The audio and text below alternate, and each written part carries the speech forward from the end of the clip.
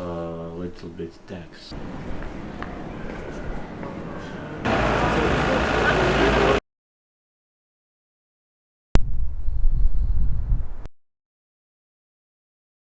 Je crois que tu parlais de la gauche. Salut les gars, jour 2, on va aller du coup visiter la ville et puis on va partir normalement pour Mostar. J'avais déjà visité ça avec ma famille il y a quelques années et il y a un resto là-bas avec deux frères jumeaux avec qui j'ai gardé contact.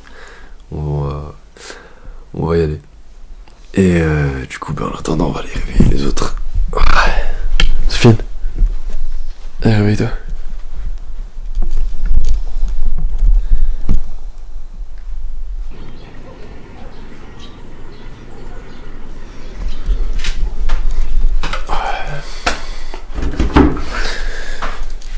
On va réveiller les jumeaux.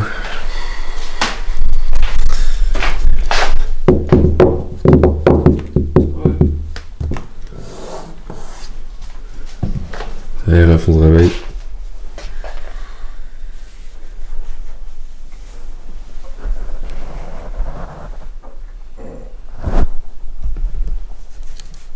Il était là.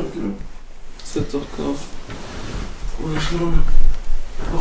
Il n'y avait pas un peu de bruit quand t'es réveillé? Un peu de brouillard comme ça? Non. Toujours dans la chambre, il y en avait. Je te jure. Bon. Là, on va se préparer, on va déjeuner et puis direction la ville. On a pas mal de trucs à visiter aujourd'hui. Il y a un musée d'ailleurs. Normalement, il ouvre à 9h. Un musée sur les crimes de l'humanité. Et parce que je sais pas si vous saviez, mais il y a eu la guerre ici en Bosnie de 1992 à 1995. Et elle s'est arrêtée en 1995 après qu'ils aient signé les accords de Dayton. C'est des accords pour dire que les pays doivent vivre ensemble. Enfin, les différentes cultures, les différentes nations doivent vivre ensemble. Parce qu'il y avait les Bosniaques, les Serbes et les Croates qui étaient sur cette partie de terre, qui est la Bosnie-Herzégovine. Et depuis quelques années, la Bosnie, en fait, elle veut rentrer dans l'Union Européenne. Mais l'Union Européenne, elle leur a dit, voilà, vous avez 16 points à respecter pour que vous puissiez rentrer avec nous. La Bosnie, elle a rempli que 2 de ces points. Donc, ils leur ont dit c'est dead. Voilà.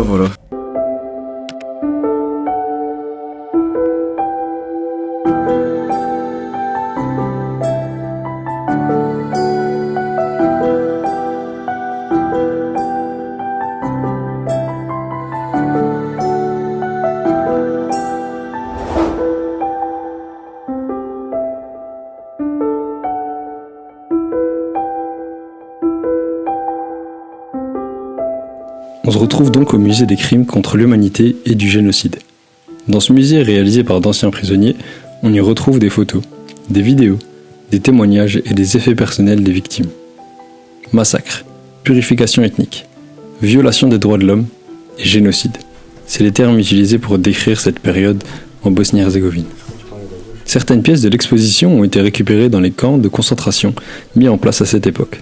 Et d'ailleurs, nous allons nous plonger dans le camp Luka à Brčko. Impossible de parler de ce camp sans parler de Goran Djeličić, un ancien policier serbe reconnu coupable d'avoir commis des crimes contre l'humanité au camp Luka. Également surnommé serbe Adolf, il exécutait toujours ses victimes de la même façon. Il commençait par les interroger dans le bâtiment administratif en les torturant, et après les avoir roués de coups, Djeličić les forçait avec son fusil à se rendre dans un coin du bâtiment, où ils seront exécutés avec 1 ou 2 balles dans la tête ou dans le dos. Le corps des victimes était ensuite jeté dans la rivière Sava, marquant la frontière avec la Croatie. Donc la vidéo qu'on voit ici, c'est des vidéos qui ont été prises après la destruction du pont de Mostar en 1993. Et là, on va se retrouver là-bas pour voir, parce qu'il a été reconstruit. Nous voilà sur le pont de Mostar, détruit en 1993 à cause de la guerre. Il a été classé au patrimoine mondial de l'UNESCO en 1998. C'est seulement en 2004, en juin 2004, qu'il a été finalisé et reconstruit.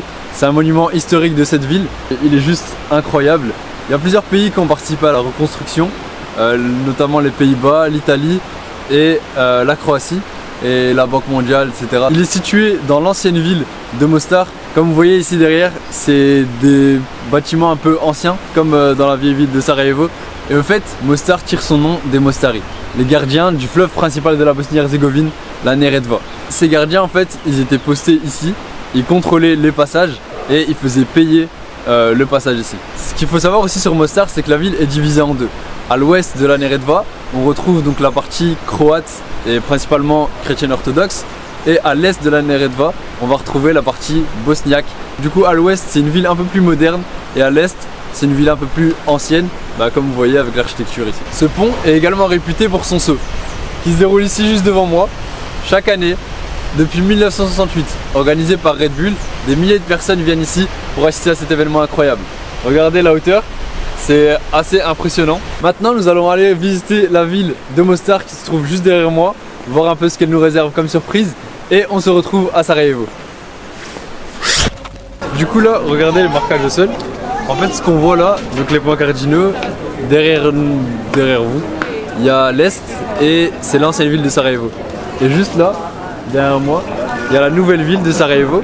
Et en fait, il y a un énorme contraste entre l'architecture et on le voit juste en se retournant. Donc en regardant là et en regardant là, on voit la différence d'architecture simplement. Sarajevo, capitale de la Bosnie-Herzégovine, a longtemps appartenu à l'Empire ottoman. C'est dans cette ville, et plus particulièrement dans l'ancienne ville de Sarajevo, qu'est située la mosquée Gazi Husrev-Begova. Cette mosquée est classée dans la liste des monuments nationaux. C'est une des plus grandes mosquées des Balkans et une des plus anciennes de Sarajevo. C'est en 1531 que Gazi Husrev Beg, gouverneur de Sarajevo, la fit construire par l'architecte Hayem Ezir Ali. La mosquée a subi d'importants dégâts lors du siège de 1992 à 1996.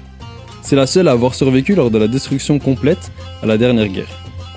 La plus grande coupole atteint 26 mètres de hauteur, tandis que le minaret s'élève à 45 mètres de haut. La cour fermée comprend un cimetière, derrière la mosquée, et une fontaine d'eau froide au centre de la cour. Petite précision, si vous voulez visiter, les visites sont autorisées, mais il y a un horaire à respecter.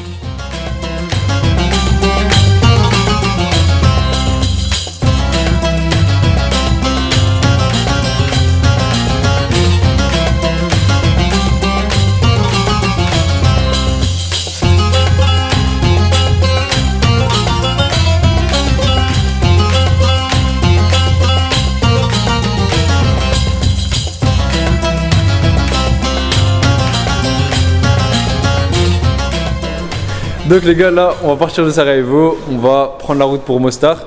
On va même aller un peu plus loin à Ljubuški Studenci et on va aller essayer de voir un petit coucher de soleil. On avait 3 heures de route devant nous et on pensait arriver largement à l'heure.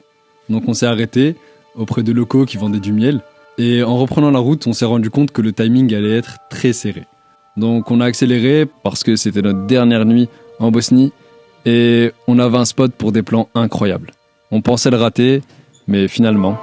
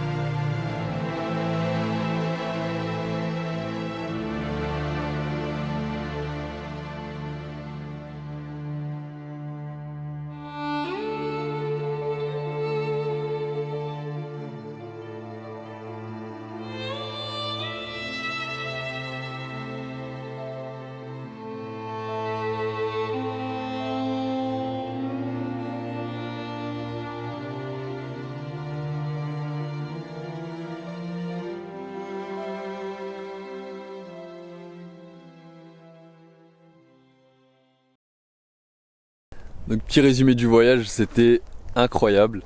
Franchement j'ai tout kiffé, je sais pas si là on me voit bien, mais bref. Donc j'ai tout kiffé, même là quand on s'est posé, vraiment le moment où on s'est posé, on parlait pas, on regardait le soleil, on regardait les paysages. Je sais pas si vous allez voir correctement là, des paysages, tout là. Hop, c'est vraiment des montagnes. Là, il y a de la neige sur la montagne. Des montagnes enneigées avec un beau lever de soleil, de la verdure partout, c'était waouh. Et du coup, bah, franchement, un des meilleurs voyages de ma vie pour le moment. Et bah, écoutez, je vous laisse avec quelques plans du lever de soleil et on se retrouve pour une prochaine vidéo. Ciao.